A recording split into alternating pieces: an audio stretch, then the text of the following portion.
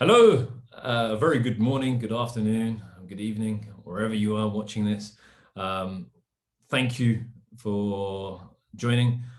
I just want to say a huge thank you to the Semi-Technology Unites Global Summit for running this virtual sessions.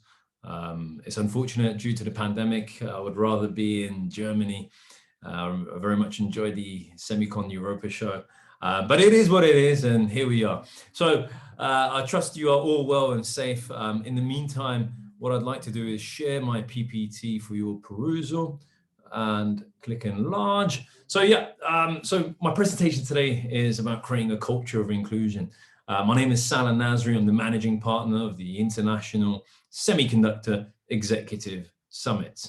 First of all, I'd like to thank Francoise von Trapp of 3D Insights for connecting and referring myself to the Semi Foundation. I think the Semi Foundation is doing an incredible job, and I think this is a very much needed course. So thank you to Margaret Kindling, Cassandra Melvin, Michelle Williams-Varden, and Pantelista Marcus for making this happen.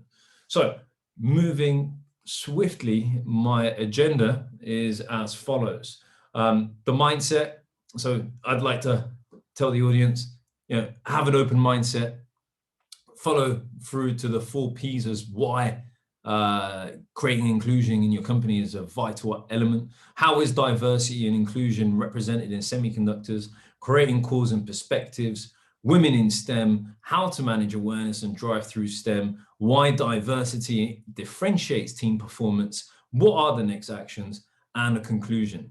The most important thing I need to analyze or make it clear is, for me, I feel that the I should come before the D, and I will explain in due course. The next slide I have is a very, very important quote. And when we talk about mindset, this is the mindset one needs. Viktor Frankl 101, diversity and inclusion. When we can no longer change a situation, we are challenged to change ourselves. A very, very powerful statement. And looking at the 4 Ps, what are the benefits of creating inclusion and how does it impact your organization? 1, it creates a purpose. 2, it's for your people. 3, it's for profit. And 4, it's for the planet. Now, looking at the mindset perspective, one needs to understand that, look, semiconductors, technology is the epicenter of all change. Exploring innovative solutions to semiconductor, say, inclusion and diversity, and pretty much understanding the foundation of this, the basic business thought process. If you're in business to solve problems or trying to improve quality of life, you need diverse thoughts. It's just good business. Now, wealth is an accidental byproduct of problem solving. And the goal for technology is to provide solutions cheaper, faster, and better. When one looks at the likes of the Semi Foundation or the Semi Sisters or us at ISES pushing these causes, this needs to come from the actual companies. This needs to come from the actual semiconductor supply chain. There needs to be a direct response to the semiconductor industry's shocking lack of diversity and its complicity in perpetuating inequity across products and processes. What needs to happen is that the leaders and influencers from all over the world need to focus on the underrepresented candidates with opportunities in a collective effort to disrupt this biased status quo and make semiconductor industry a force for good and a force for all. Now, position yourself, entering a Semicon show, you're going through the booths. What you will see is that the majority of the executives at the booths are walking through the Semicon shows. It's predominantly 90% white male. Now, if I were to include figures that included inclusion in terms of women, and when I talk about inclusion, it's not only women, Black, Hispanic, Asian, or whatever, LGBTQ, the percentage is going to decrease. And this should be alarming. Now, how does diversity and inclusion need to be represented in the semiconductor industry? One thing I need to make clear, the danger. And the danger is if you treat it as a marketing campaign or using it as a form to get that end of year bonus, the aim, the objective needs to be to create an environment of a shared set of values and a shared vision. Now, looking at this marketing campaign element, and I'll explain it to you, it's pretty much right. Here's a launch date. Let's try find that ideal person in this company, someone who's been stuck in that same role for a decade and hasn't been challenged or promoted, someone that fits in the diversity and inclusion theme, and which basically means you did not understand it or implement the diversity and inclusion program properly in the first place, which means you waste your time, you waste your company's time and your company's budget. Diversity, hiring, and inclusion used to be something tactical and strategic, something to get the edge on your competition. When that devolved into what one might call political nepotism, that's when the term lost all meaning. The biggest issue with diversity is that the word was introduced and not explained. Diversity offers various perspectives, which widens our horizons. The essence is people in your team should be of different backgrounds with a common vision. So, how to recruit and retain a diverse and inclusive workforce? Mentorship and sponsorship. And I'll explain this later on in the STEM pages after. A key element to note is that the semiconductor supply chain needs highly skilled migrants. Period. When we look at the perspective of, I don't know, maybe it's with regards to politics, and maybe it's the Trump regime that's just happened. You know, this isn't just then. I mean, this has taken also decades as well. But there's been enormous change of numbers of smart, genius individuals who want to come to Europe or come to the United States, and it's been decimated the opportunity for them to be able to study in the region, stay in the region, and build. And I'm going to show you basically some case studies of success with having these type of individuals. The gentleman on the left, I'm sure many of you know, Elon Musk, CEO of Tesla, origin from South Africa, migrated to the US, created Tesla, a multi-billion-dollar organization.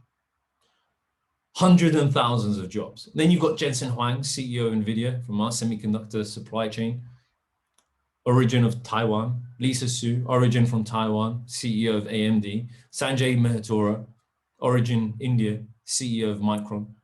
And then you've got Sundar Pichai, CEO of Google, came from very meager means in India and moved to the US and is the CEO of Google and doing an incredible job. And this last gentleman here, I'm sure some of you may not know, he's got nothing to do with semiconductors, but he's in the pharmaceuticals world. And that's Ugur Sahin, the CEO of BioNTech, who've created the first coronavirus vaccine. Now, creating cause and perspective. You need diversity and inclusion to see opportunities, to see breaks or gaps, because we all have different perspectives. We all have different upbringings, and understanding the pros and cons of socioeconomic differences is vital. You know, we know people who come from meager means.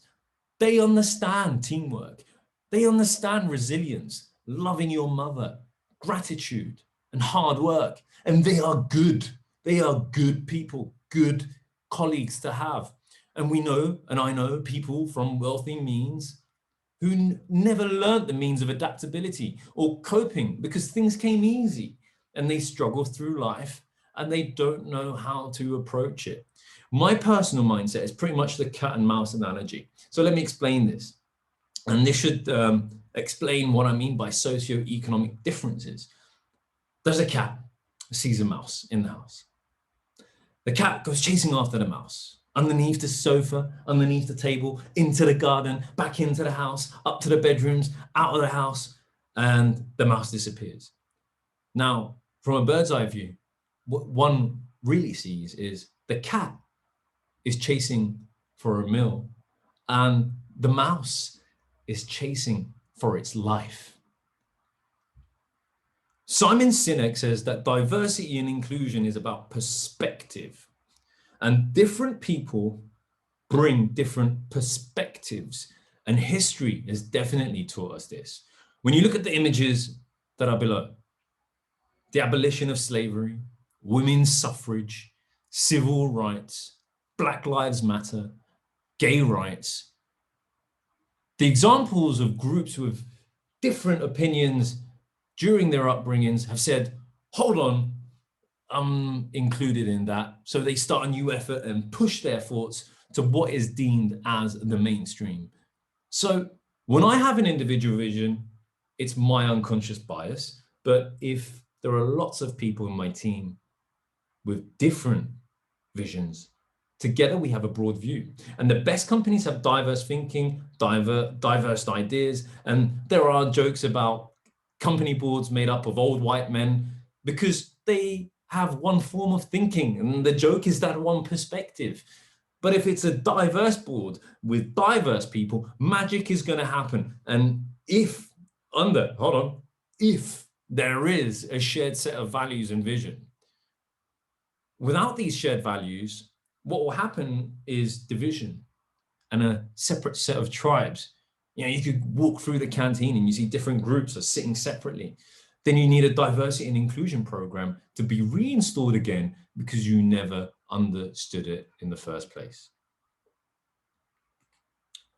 Now, when you look at the statistics, and this is from the WISE campaign report of the women in STEM here in the United Kingdom, 22% of women in core STEM occupations, the critical mass of 30% of female employment is now within reach, but that includes physicists and planning technicians. But here's the interesting part and the shocking part: engineering professionals, 12% women are working as professional engineers, and that is double the number in 2013. When you look at it from Europe, percentage of women in tech, I mean, it seems that Eastern Europe are in the 20 to 30% range, and then it's just underneath 20% in Western Europe. And then you've got, of course, the countries with the most STEM graduates, and I presume that this is with ratio to the total population as well.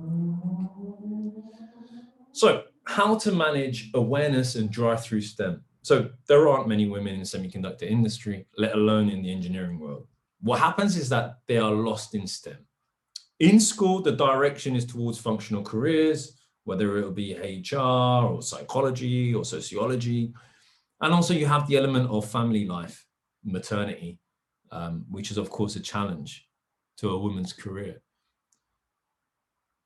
There is not a pipeline in place to assist in motivating general STEM matters or individuals. And when I talk about individuals, I'm talking about inclusion, women, blacks, Hispanic, Asia, whatever. You know, the people that are struggling in the socio-economic world per se, they need to be treated as athletes. Mentorship, STEM graduates need guidance, sponsorship, opportunities for the unfortunate, and incentives to motivate. And let me define this. Inclusion is about ethnicity, it's about disabilities, it's about sexual rights. And this is where I mean, when I mentioned earlier in my presentation, the I should be before the D. And in my career, in my personal experience in the semiconductor industry, diversity leaves you if you don't listen to it. It's close to my heart, of course, it's very dear to me. And I am a pure product of inclusion and diversity. I was given a chance, but I wasn't waiting for that chance. I provoked it and it happened. And when it came in, I grabbed it with both hands. Whether I went to Semicon Europa, or let's say, just say Semicon or Semicon USA, for example, and I went to connect with the industry players out there and etc. Absolutely. I can feel the racism. I'm not saying everybody from the whole community, but let's say 50%. But this is talking about a decade ago. And now I see things changing. But that didn't provoke me. What provoked me was to ensure that I treated this industry like the mouse chasing for its life. Persistence, resistance, continuous learning, and going the extra mile to the community that I'm working with to show that my team are worth the value. However, let me make one point clear. Inclusion and diversity should not be done for charity. It really and truly does impact the bottom line. It makes companies stronger. It makes companies more profitable. And when you look at the older generation employees, I'm not saying all of them, a fraction of them, they may have the type of mindset, the negative mindset to an extent.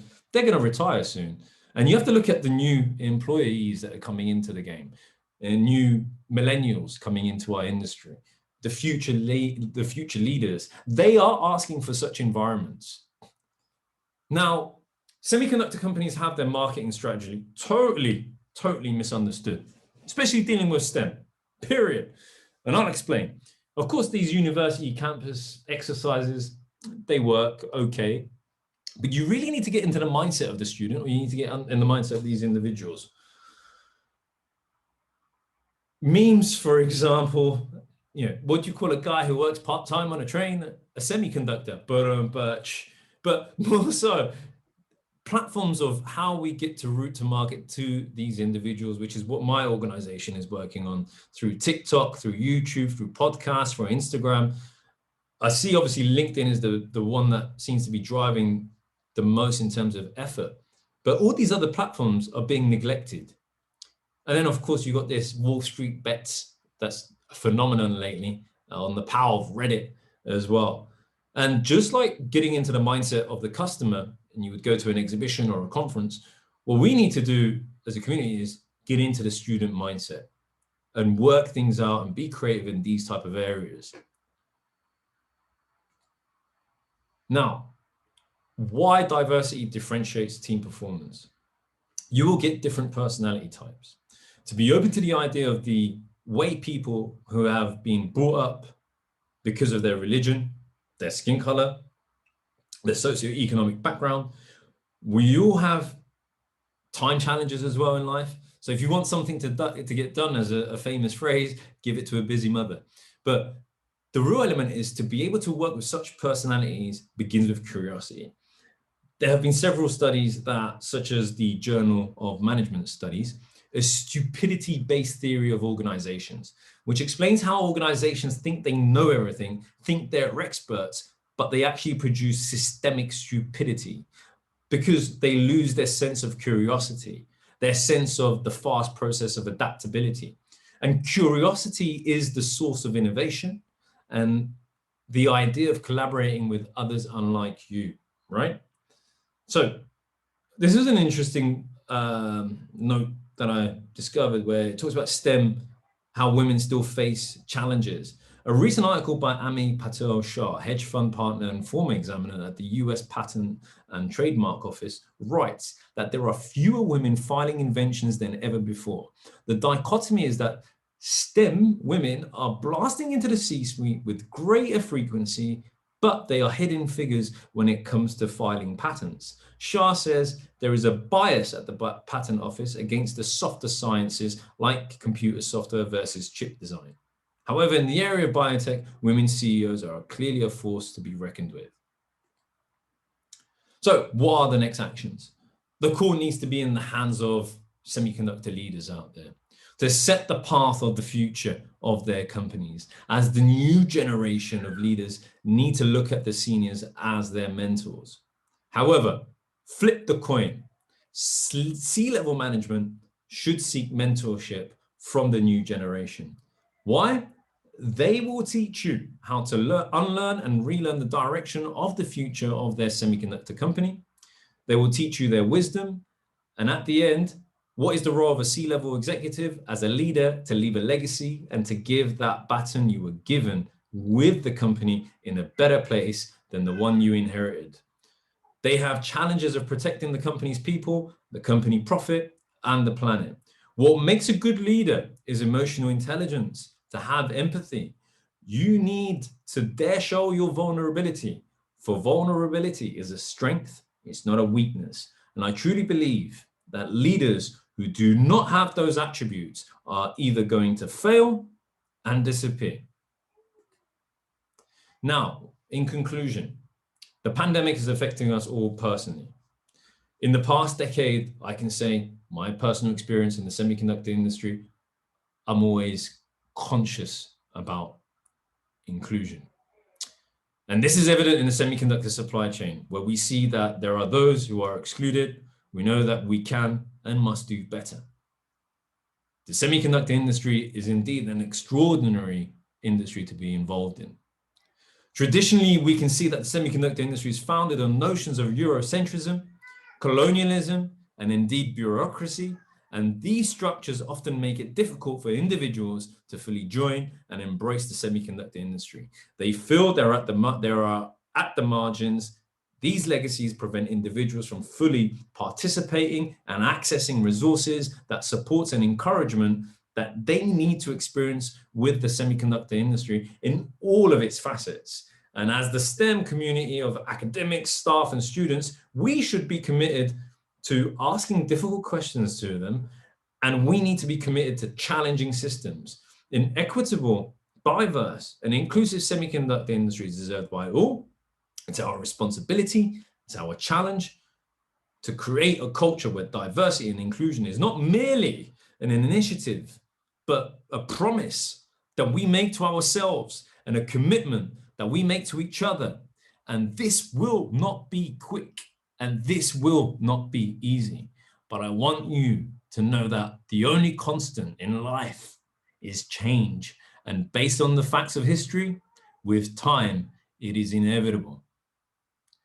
So together, we can create an inclusive and a diverse semiconductor community. I believe that we can draw upon our strengths to better ourselves and to better our market. My name is Salah Nasri. I hope you enjoyed my presentation. I hope you learned something. And you can reach out to me at salah.nasri@iscsglobal.com or follow me on LinkedIn. I want to wish you all the best, the safety, take care, and let's fulfill these promises for the years to come.